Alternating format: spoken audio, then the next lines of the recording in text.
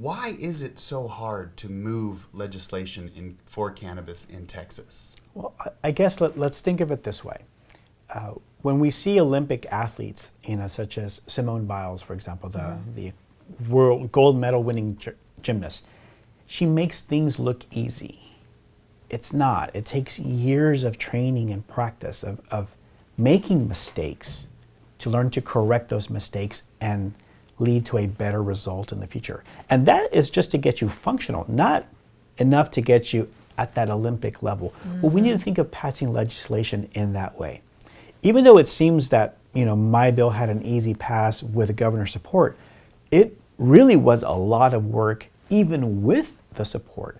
It's very hard to get people to say, I'm going to be on the record supporting a mushroom legalization bill.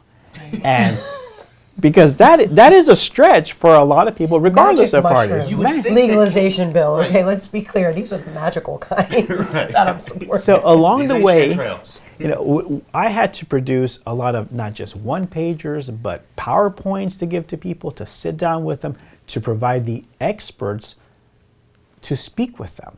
In some cases, thankfully, we have tremendous advocates. We have Dr. Lynette Averill, the scientist that works for the Baylor College of Medicine. Her father, who was a colonel in the military, committed suicide because of PTSD over 30 years ago. She dedicated her life to the treatment of PTSD so that other families don't have that experience. And that is a tremendous individual, a hero that's going to not be heard from, maybe for years. But I want people to know that Dr. Lynette Averill is tremendous, not just because of why she's doing what she does, but because she's studying it as a true academic, doing the research that needs to be done.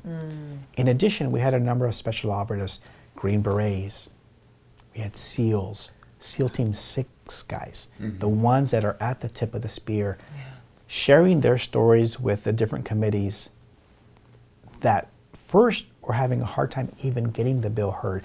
As you know, in your experience trying to decriminalize or even legalize cannabis, it's sometimes very hard to get a bill to be heard. Oh, yes.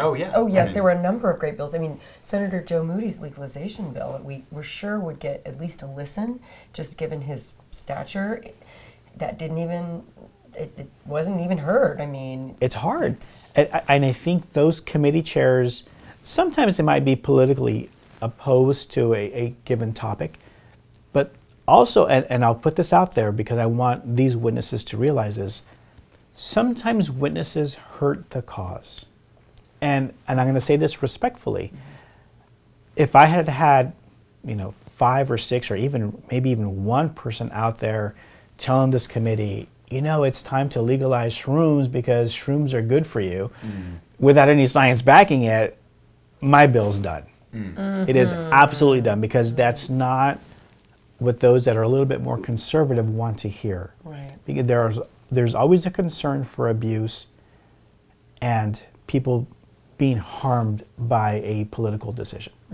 So in this case, Dr. Lynette Averill was actually asked point blank by a member who was kind of on the fence, is there any chance for this being abused like we've seen other drugs be abused? And her answer was, oh, absolutely not. And they asked, well, how can you be so confident? She said, well, because if you try to abuse this at the levels that are needed for this treatment, you will hate your life.